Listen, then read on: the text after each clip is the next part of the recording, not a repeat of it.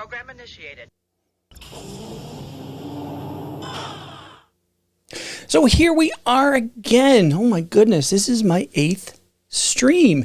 This is something. This is something I'm really enjoying doing. Hopefully everything's working this week. I don't see anything going on here on my thing, but I hope everything's going as it should. Oh, here we go. So I've got that going on. Yes, welcome to Holodeck 5. This is your host, Dave. Hi there. How's it going? Yeah. It's interesting that, it's at the point now where it is stream number 8. And like, I joke around about these things about, what about streaming to nobody? And you know what? It's not so bad. People look at them later, which is fine. And one day I'm going to get to the point where people are going to show up, and I'm going to see them coming through. Sorry, just lining up my monitor here. But yeah, it's fun to do these because it's fun to actually get it going. It's weird to have a routine now. I close up the shop and I get home and I make a a plate of craft dinner and get her going. But it used to be that at the beginning I would stress about it. It's like, and now it's like, oh, it's 5:02. I guess I better fire up the program and turn on the lights and get everything going. So it is nice that it is getting a little bit better to do. So first things first, if you are just getting here because you saw something like I recommended, if you could sub and subscribe and like and everything else, I'd really appreciate that. It lets me know that what I'm doing is doing something. It's going along well, and I would appreciate that. So let's get this out of the way. Hey, welcome to DCPFX.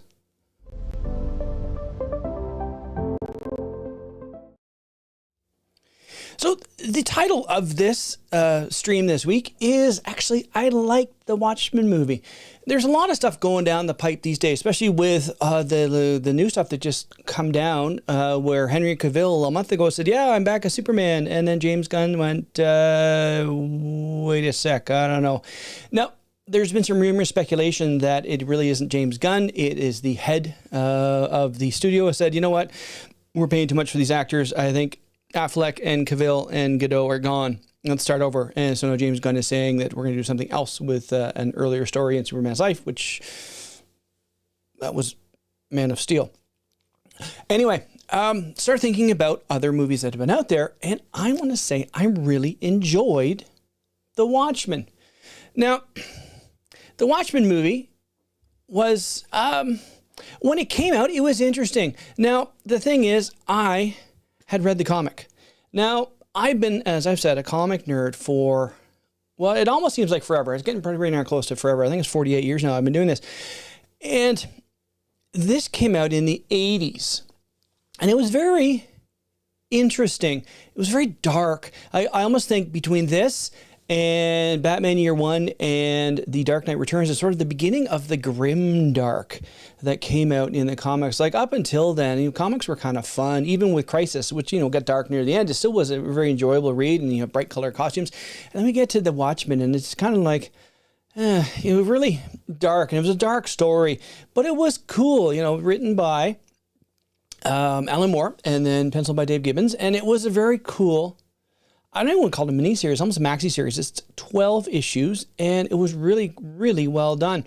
Now, when the movie came out, I think 2009, they stayed pretty close to the story. They made a few changes in the denouement, the main battle near the end, or the main thrust of the book. They made quite a few changes in regards to that. In the comic, it was a giant squid that, would cause some people to lose their minds because they cloned the mind of a psychic that was able to project that out and basically make everyone think that the planet had been invaded by aliens to have them unite in a common goal. Now, the movie did it a little bit differently. Now, this is from 2009, I believe, so obviously I'm not spoiling anything because it's been out forever. Instead, the main antagonist, Ozymandias, he decided to make it look like Dr. Manhattan was attacking and that united mankind again. So, a little bit of a backstory to the comic when it came out. This is an alternate reality. This is... Now, the original plan was to use a lot of the Charlton characters. So the thoughts were that we'll do these characters. And then DC, went, yeah, we just acquired those characters. No. So they made some changes to it. But it was interesting. So let's walk through some of the changes. So in the comic, Night Owl, he's now a lot of the beats stayed the same. So Night Owl is the second Night Owl. There was one who was before him in the 40s, and that was explained well in the movie. The Night Owl in the comic, he's a retired superhero, obviously gone to pot, as you can see by his picture there. He's, a little bit overweight and all those other things. And they did the same thing in the movie. So this is the character. It's kind of a cheesy costume. It's kind of a Batman-ish costume. He has a lot of the same beats, but he was based on a different character. We'll get to that in a minute. If you look at the Night Owl from the movie, obviously, we've gone into the rubber, whatever they're using for the costumes, and it looks almost impossible to get in and out of. So when I'm looking at these costumes, I look at all of the costumes that are going on in Marvel and DC. These are not things you can put on yourself. Like, I know you need to have texture and you have the panels and changes and all that stuff. You need to have all that to, give you something rather than just a guy running around in a blue unitard. But it makes it sort of implausible. The only thing that really was plausible was say, Black Widows or Hawkeyes were very plausible. Thor's, we use magic. Captain America, I don't see how we really will get that on. There's no any visible zippers. Iron Man, well, it was all CGI, so it doesn't matter there. But, it was a decent costume. I think they did a good job with what they had. And, by the way, this is a Zack Snyder movie. So for all the people who poo-poo Justice League, he did a good job with this. The next character was Rorschach. Rorschach was a little bit of a sociopath, but he, justice for everything. And he went about it very interesting ways.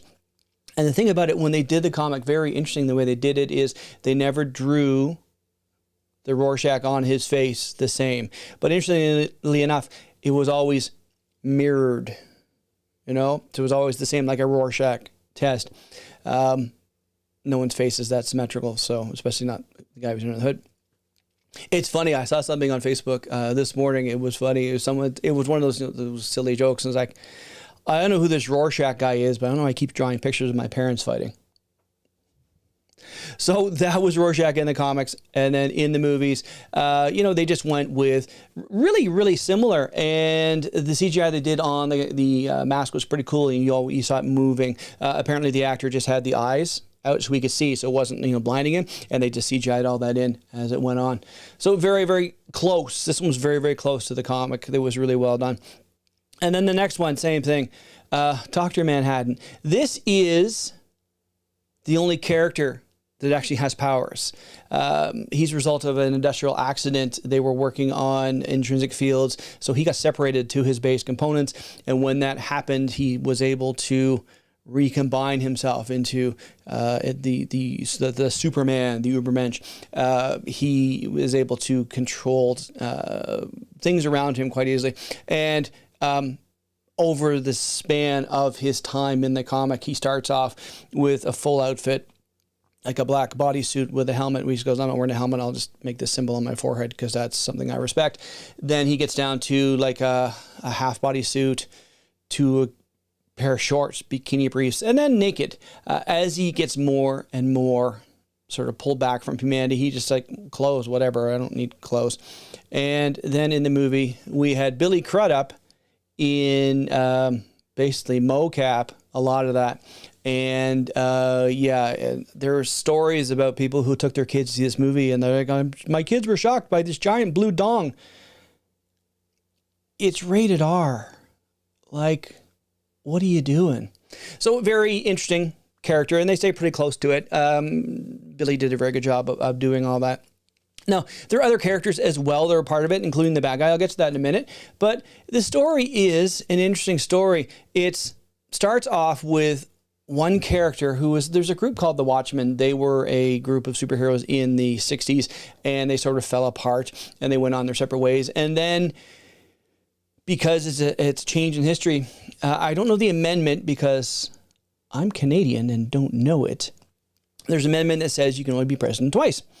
Or 2 consecutive terms, and it was repealed. So in this timeline that they're doing, Nixon is on his 5th term. So it's a very different world than we had. And Dr. Manhattan came out in the 50s, 60s. So he stopped Vietnam. Vietnam became the 51st state. Things like that were going on. And what happened is one of the characters of the Watchmen from the 60s is killed. The comedian, very tongue-in-cheek because he was a sociopath as well. And he's killed, and they go through the rest of the mini-series, maxi-series, trying to figure out who killed them and what's going on and what's behind the whole thing. So we get to the very end, and it's Ozymandias has been doing it. So that's he was one of the Watchmen as well, and he is behind it all. Again, this is no spoilers. The comic's been out since the 80s, and the movie's been out since 2009. So if you haven't seen it, that's on you.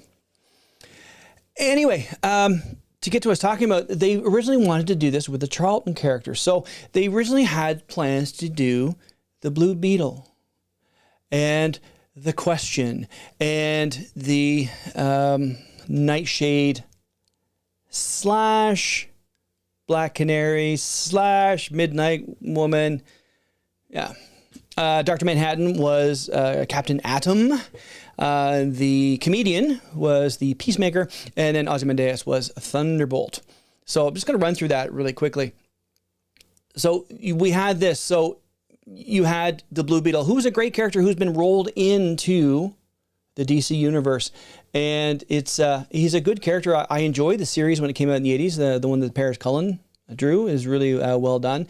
Ted Kord has been an interesting character over the years. I don't like what they did to him with the New 52, but now that that's sort of going away, it's coming back to he's becoming the character he was. I wasn't a fan of the new Blue Beetle and the way it came out. Also, too, this guy is interesting because they absorbed these characters before they did Crisis. So Blue Beetle was essentially a new character, and I'd followed him as they introduced him. So I had a thing with Secret Origins, which was a great series they had back in the early 80s, like all these origins of characters back when they had, Earth 1, Earth 2, and it was cool. And then when you get to the Crisis, he talks about the Mystic Beetle he has, and like all of us comic nerds are like, he doesn't have a Mystic Beetle. The first Blue Beetle did. Did you not do any research? So the new Blue Beetle, Jaime Reyes, he has that beetle, which is not mystical. It's an an alien race called the Reach, and it's bonded with him, but their conquering ways were sort of damaged out of it. So he's a superhero and he helps out. He's been on Teen Titans and a few things. I've got a character. Oh, he fell over up there, but okay character, very technologically based. The sort of thing I like. Like I like characters like Robert Kirkman's Tech Jacket. I think the fact that would be cool to have like a vest that was bonded to me that I can make anything out of it. That was cool. He went really weird with it. It started off really well, and then it got weird near the end. But it's his character. What are you gonna do? So they had this whole idea and then went, nope. So they made the Night Owl, which is a similar character, very technologically based. He flies around in this ship called Archie's. It's a big flying, it just looks like a big flying egg, which is short for Archimedes. Archimedes was Merlin's owl. So the character of Dan Dryberg, in The Watchmen, he was always an ornithologist and very into birds and very into flight, and his father was a banker, and his father left him all this money, and he decided he'd become a superhero because he idolized the original Night Owl, who just was a brawler, someone who just went out and just beat up people. As a total aside, as I watch this movie, I can so tell it was filmed in BC because you have Stephen McHattie playing the original Night Owl, and you've got, even if you watched Eureka at all, Niall Matter, who played Zane, he was blink and you'll miss it, Mothman. And other things like some of the police that showed up at the beginning when they have the death of the comedian, good Canadian actors like Ben on MacGyver when he was on, filmed in BC, and all these things like Canadian actor. Much like when you watch, like, say, Crocodile Dundee 2 and they're in New York. No, they're filmed it in Toronto. I can tell. Toronto actor. Anyway, so that's where they went with that. So they said, DC went, you can't do it. So he made these analogies, and it was cool. But the thing I'm saying is the Archie looks like the Beatles flying bug. So it's very interesting that it's a really quick swipe on that. And I think they did it just because they went, you know what, let's just do this. No one's going to care. Or if they're not going to care, it doesn't matter. They're close enough that you know who we're talking about, but we don't because they're different characters. So the next one was Rorschach, and he was based on The Question. And The Question was Vic Sage. He was I believe a reporter, and he saved this professor. And the professor made this new dermal skin, and he made this mask.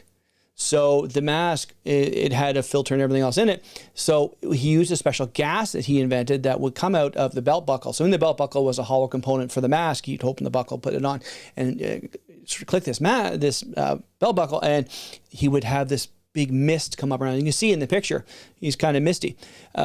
What it would do is it would bond the mask to his face. So until you use the release agent, it wouldn't come off. So he's a Batman analog. He just goes out and beats up bad guys. But the thing he did is all his clothes were treated. So if he had a blue suit on, and then the gas would turn it into a brown suit.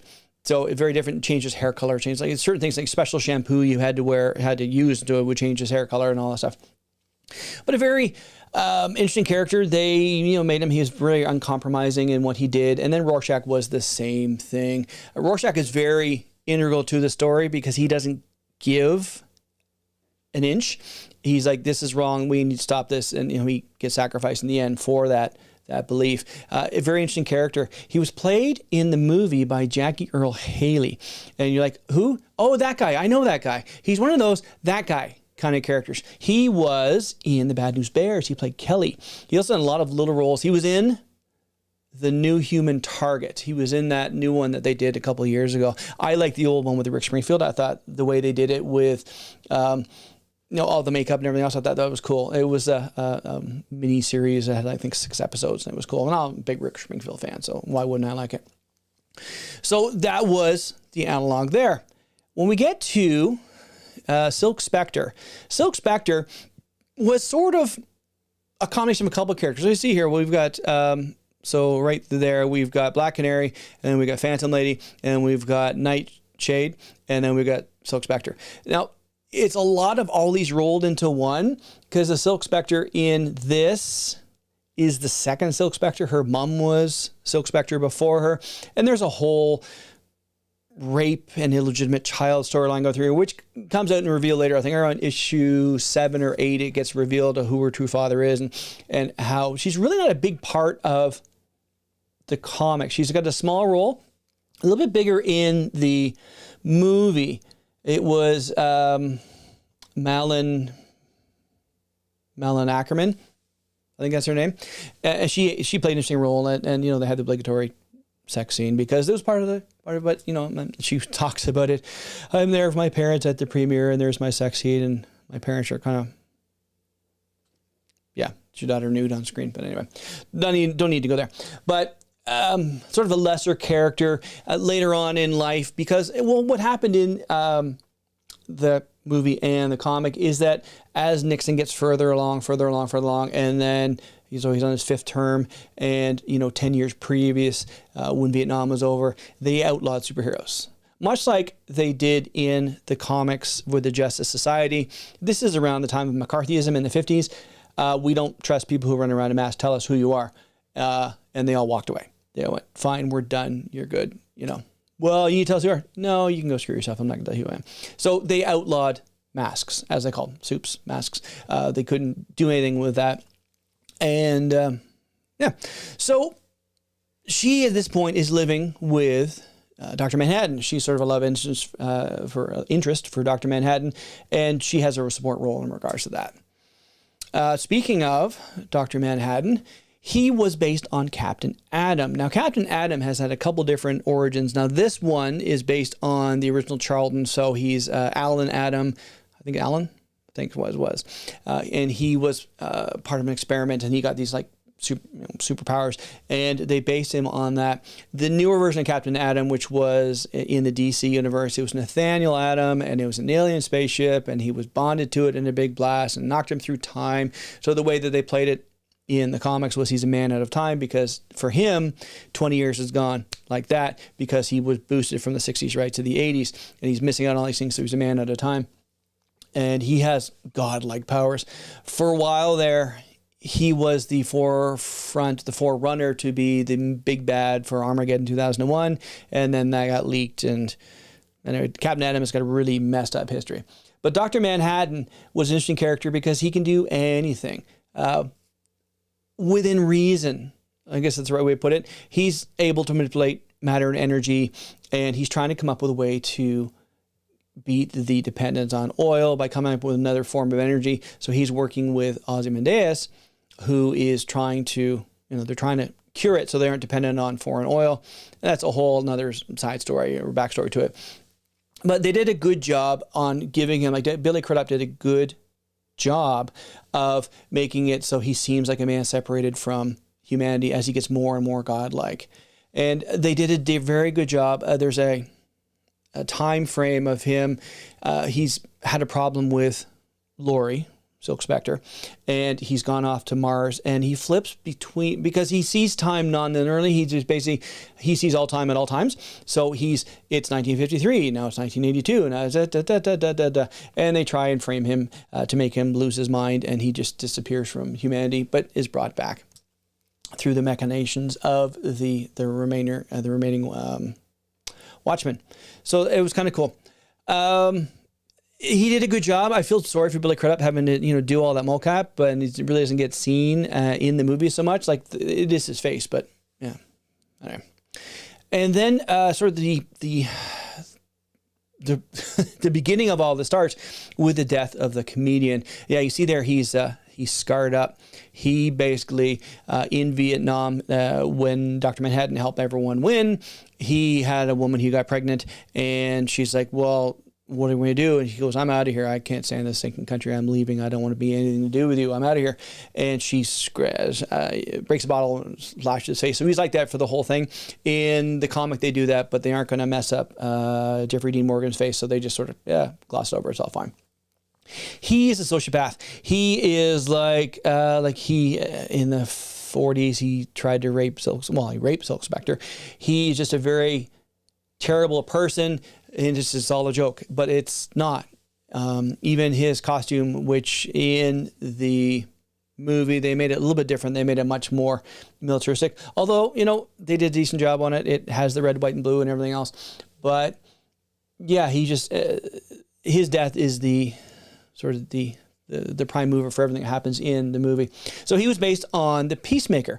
If that name sounds familiar, that was just a series that James Gunn did recently with John Cena as the Peacemaker. He's very line in the sand. This is morally right, then everything else is wrong. I'm just going to fight for that. So he was based on that. I'm not going to say much about him because he wasn't a very good character. And the last one is our main antagonist, which is Ozymandias. If that sounds familiar, you will probably have gone through, a high school education where they talk about this. It's an old poem. I forget who did it was, but it was talks about an old statue that was found. My name is Ozymandias, hear my name and quake. It's all about someone who in his time thought he was everything and all that. And then as time goes on, he's disappeared and forgotten. So, So it's very tongue-in-cheek for him to take this. This is based on Thunderbolt, which was a character I don't know a lot about. He was telekinetic. I think that's all I know about it. I didn't read a lot of the Charlton comics. But the whole goal here is Ozymandias is Adrian Veidt, and he gave up his identity very quickly. He made it known, here's who I am. He's very plotting Batman. He's like, I've made myself to the peak of humanness, I guess, his physicality. And he's like the world's smartest man, or maybe one of the top 2 smartest men. And he decides he is going to, through some great machinations, go through and he's going to unite the world. So in the comic, the plan was to, like I said earlier, make this giant squid with the brain of a psychically enhanced person. So it will cause a shock for a lot of people. And in the movie, he went and said, you know what, I'm just going to sort of replicate Dr. Manhattan's powers and look like Dr. Manhattan has been attacking people. So in the end, it has some really great parts of it. They go to Antarctica, and he's one of those guys who is very much into old Egyptology and Alexander the Great, who was also known as Ramses II, and that comes out in the story as well. But he has this great plan, and it's one of the greatest lines, which was in a comic first and really great in the movie.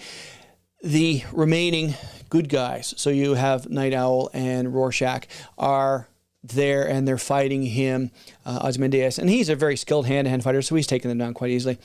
And he tells them their plans. I'm going to do this, and I'm going to unite humanity in a way they never thought before.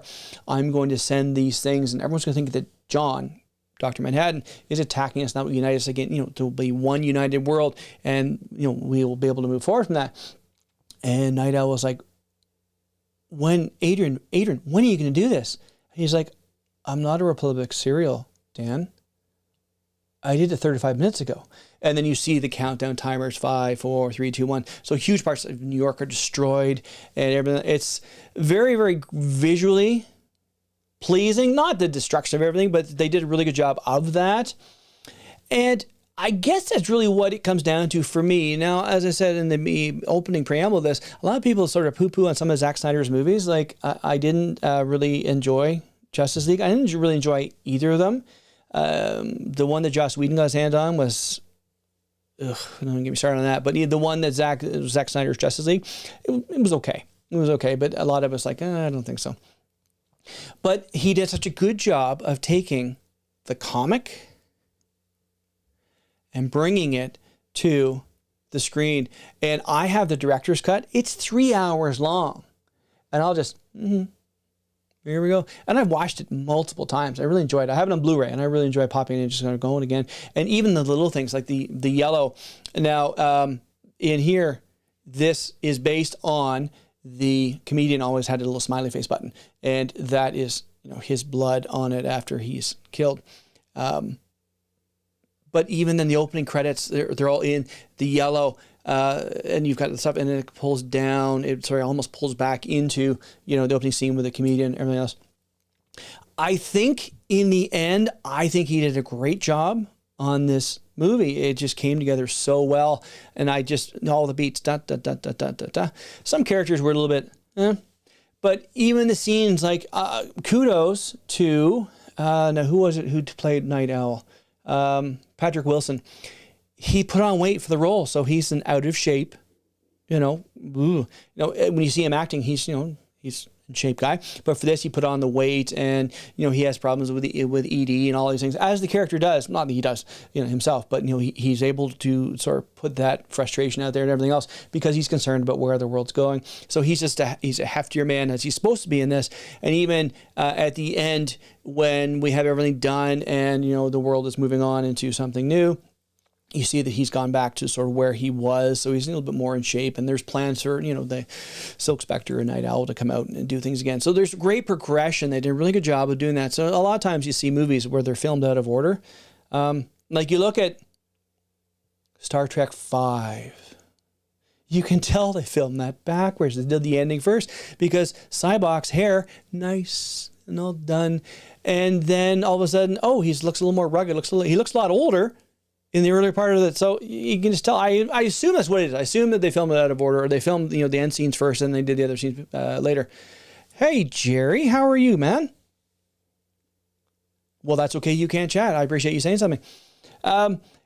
It was a good movie by way of, how they brought it together, because you could see the progression from beginning to end. Now, the one thing is, if you have read the comic, one of the bigger reveals of this was the character of Rorschach is ruined for you because you know already who it is. Now, that happens in a lot of movies anyway. You have so-and-so. So Jackie Earle Haley as already revealed. So when you see Jackie Earle Haley, he's going to be Rorschach. What? Oh, damn it. Oh, it's already given away. So, yeah, and that's part of doing movies. That was an interesting reveal when they did that. And other things they did through the movie, it was really well done. And in fact, now that I'm talking about this, because I was racking my brains, what am I going to do? What am I going to talk about this week? And this is on Monday. So what am I going to do? I don't know. And I don't know. I just saw it and went, Watchmen. I could talk about Watchmen. The reason I say that is I've noticed, when I looked at my last few streams, I'm feeling very Gen X-y, which I am Gen X. I hate this movie. I hate this series. I hate this. I hate this. I hate this. I hate this.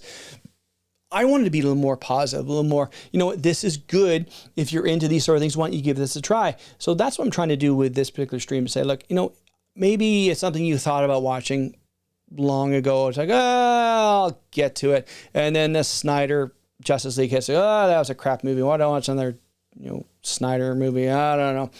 And I think you really should check it out because it is really well done.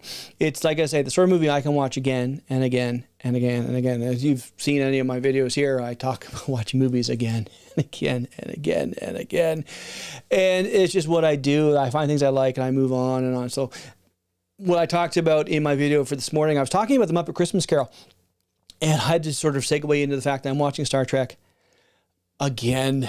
I have the Stardate collection, so I'm up to 4. The one with whales. I always love that. Computer. Oh, fun bit there. I do like that. So that's next in line for me. Even though we've, what do we got? Just under a week till Christmas. It's over a week till Christmas. And we're getting close to it. But anyway. So in the end, my recommendation is, if you haven't seen this movie and you like comic movies and you're into that sort of, I wouldn't want to say dystopia, but it's sort of, everything isn't sunshine and roses. That's the one problem with Superman, is he's sunshine and roses, really. It's just, that's why we had a big push in the 80s to depower Superman, because before then he was pushing planets around and all. It just, oh, come on. So he's a much better character now, but even then in Man of Steel, it's like, you know, granted that I believe a Zack Snyder movie as well, but he's still a good person and a good character, and they tried to make it a little bit more dark. And I said this in my other streams about Black Adam, where, you know, it was so beautiful to see him in a bright blue and a bright red costume. Now that's not going to be, which is sad. I still think Henry did a great job. I would, my friend Larry has said, take a look at this picture, put some white shoe polish in his temples, Reed Richards from the Buscema eras, like, done. But I'm sure he'll land on his feet. He would make a good Bond. Actually, he'd make a very good Bond following Daniel Craig. I think he'd be really good at that. But it's just, you know, it's, if you're into that sort of story where DC Comics and Marvel went in the 80s, it's a very good adaptation. And for years, I thought they would finish a good adaptation. And for a while there, I would read it like maybe once a year, once every 2 years. I have it in digital download, so I would just pop it in 1, 2, 3, 4, all the way to 12. That was good again. And move on. Much like I read The Authority a lot. I thought that's a really good, like, what if there were superheroes who could just sort of, you know what, I'm tired of the way the politicians are doing this. Let's make this better. So I guess in the end, my recommendation is, if you're into that, as I say, check it out. It's a good movie. I'm sure you could probably go to your library and rent a copy of it. It's been out for so long because it was 2009. It's available. It might even be on streaming services. I haven't even looked, because I don't look for something I already have on DVD or Blu-ray. Although contrary to that, my video today earlier, the Muppet Christmas Carol, the full version is now available on Disney Plus, which for me, it doesn't matter. We would just pop in the DVD, but just to know I can go to Disney Plus and go and watch the full version, that's kind of cool too. So that, I guess, is the best way I can wrap up this. It's a movie I really enjoyed. I thought it was very cool. I thought it was a great adaptation, and I can just watch it. Now, it is hyper-violent in certain spots. There's certain things I don't like the original Night Owl thing. I didn't like a lot of that, but I will say the opening credits are amazing. I think they did a great job with that, with Dylan's The Times Are Changing, and then the way they did it. So really, you hit the ground running, saying, here's what's happened to where we're at now. Great job, great way of doing it, just to bring it all together. So I thought that was really cool. So that is going to be my stream for today. Another half an hour, here we go. And hopefully, when you're watching this later, because we have Jerry here, which is awesome. It's, Jerry's a good friend of mine. I'm going to get Jerry in on a stream. Jerry, if you're listening to this right now, we need to do a stream. We need to get together. I'm going to pull you in through StreamYard or EVMax or something like that, and we'll have a little get-together stream. We'll talk about tricorders or something. That'll be cool. So that's the stream for now. Everyone, have yourself a great day. Everyone, have a great weekend. And, you know, try not to get too bogged down by the holiday. I know it's like, we got to buy this and this and this and this. Just, you know what? I'm at the point now, just I've got my family around me. It's just, guys, let's do this, or let's not. But let's just hang together and let's be cool. So we'll talk to you guys next week. I'll do the stream next week. I don't have any idea what I'm going to talk about next week, but I will have something. It probably will be kind of Christmassy, because that will be what's next week. Next Friday is going to be the 23rd. So we'll come up with something Christmassy, and it will be cool. So, oh, Jerry said, okay, we'll do that sometime soon. I'll figure that out, and we'll do a stream. Well, Jerry and I will talk. We'll talk Star Trek props, and we'll have fun with it. That'll be good. So, hey, everyone have a great day. We'll talk to you all later.